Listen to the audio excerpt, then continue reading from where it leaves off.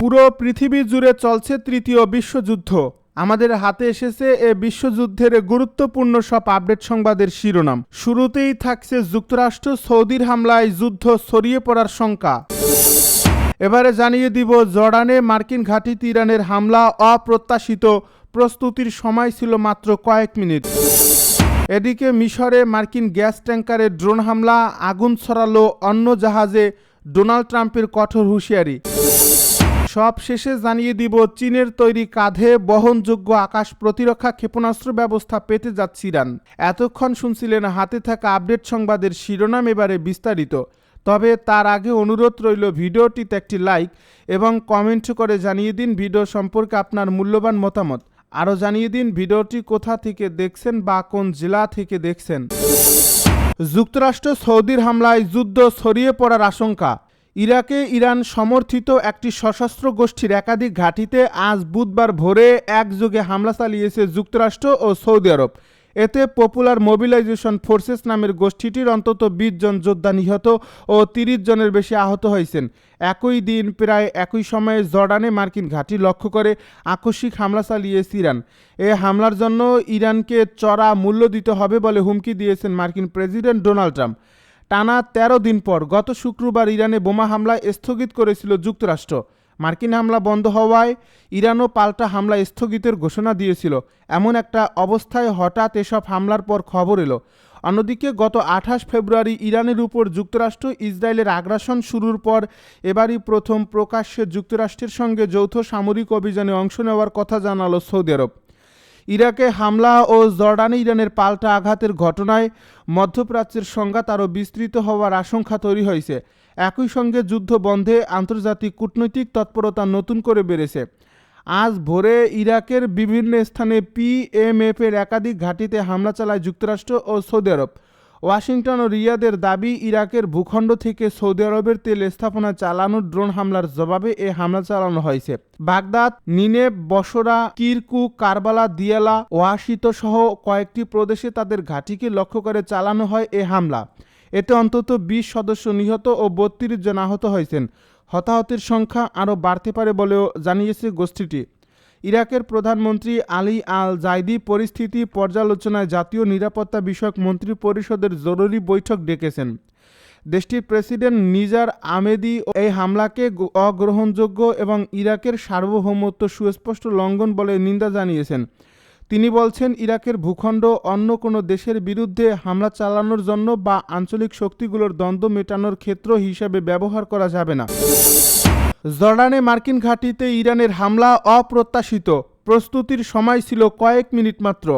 মধ্যপ্রাচ্যে মোতায়েন মার্কিন বাহিনীর উপর ইরানের একাধিক ব্যালিস্টিক ক্ষেপণাস্ত্র হামলার পর তেহরানকে কঠোর জবাব দেওয়ার হুঁশিয়ারি দিয়েছেন মার্কিন প্রেসিডেন্ট ডোনাল্ড ট্রাম্প। বুধবার ফক্স নিউজকে দেওয়া টেলিফোন সাক্ষাৎকারে তিনি বলেন, ইরানকে এর মূল্য চোকাতে হবে এবং যুক্তরাষ্ট্র শক্তভাবে পাল্টা আঘাত হানবে। ডোনাল্ড ট্রাম্পের এই মন্তব্যের সময় মার্কিন সামরিক বাহিনী জানিয়েছে, ইরানের ছোড়া সব ক্ষেপণাস্ত্রই লক্ষ্যে পৌঁছানোর আগে প্রতিহত করা হয়েছে। এই হামলাকে হঠাৎ ও অপ্রত্যাশিত বলে বর্ণনা করে ট্রাম্প বলেন, জর্ডানের মার্কিন ঘাঁটির দিকে ক্ষেপণাস্ত্র ছোড়ার পর সেনাদের প্রতিক্রিয়া জানাতে মাত্র কয়েক মিনিট সময় পাওয়া গিয়েছিল।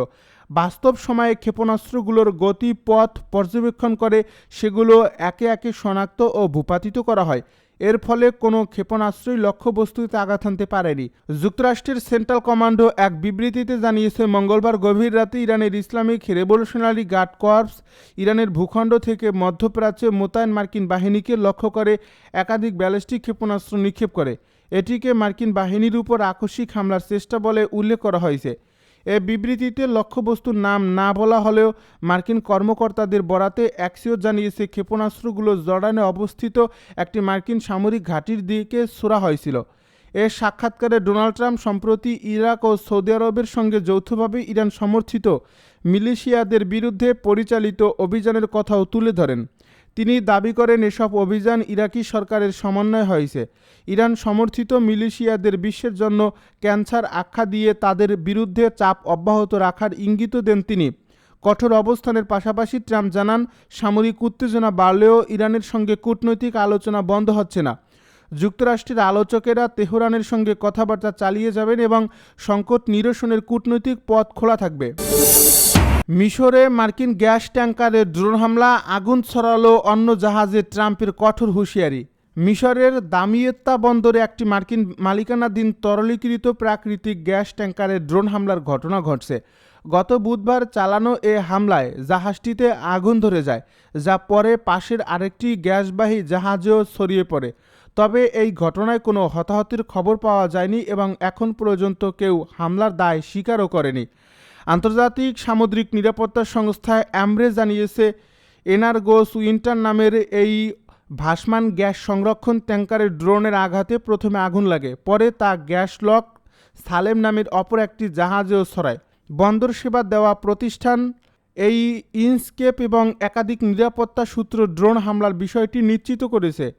অ্যামব্রের তথ্যমতে এই হামলার পরপরই দ্রুত আগুন নিয়ন্ত্রণে আনা হয় এবং জাহাজের সব নাবিককে নিরাপদে সরিয়ে নেওয়া সম্ভব হয়।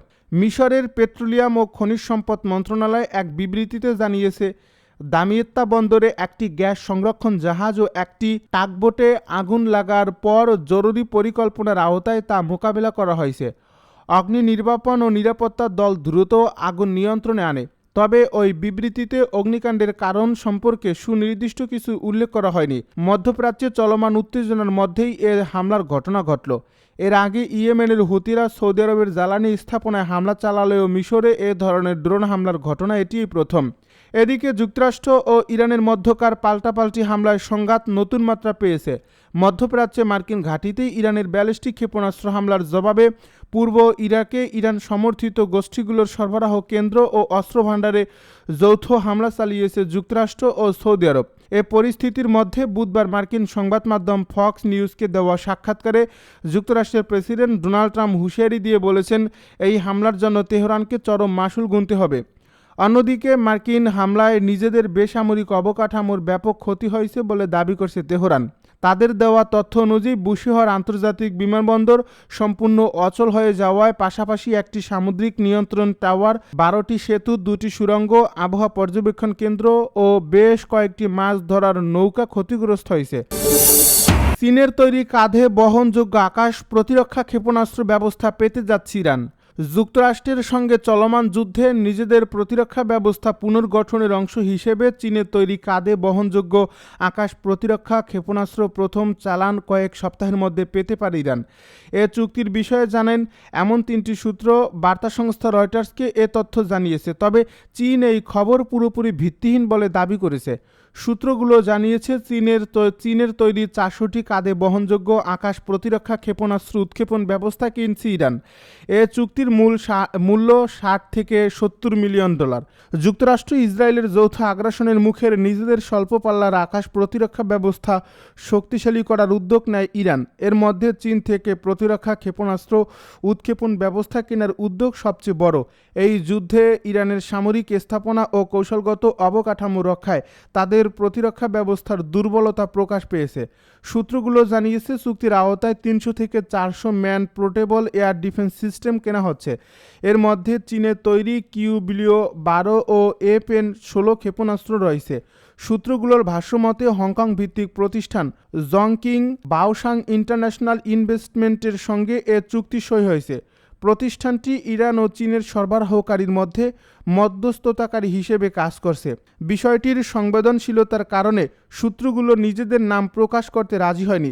বিষয়টি সম্পর্কে জানতে ইরানের পররাষ্ট্র মন্ত্রণালয়ের সঙ্গে রয়টার্সের পক্ষ থেকে যোগাযোগ করা হয়েছিল, কিন্তু তারা তাৎক্ষণিকভাবে সাড়া দেয়নি। তবে চীনের পররাষ্ট্র মন্ত্রণালয় বলছে, এ সংক্রান্ত প্রতিবেদন পুরোপুরি ভিত্তিহীন। চীন সব সময় শান্তি প্রতিষ্ঠা ও সংঘাতের অবসান ভূমিকা রেখে আসছে।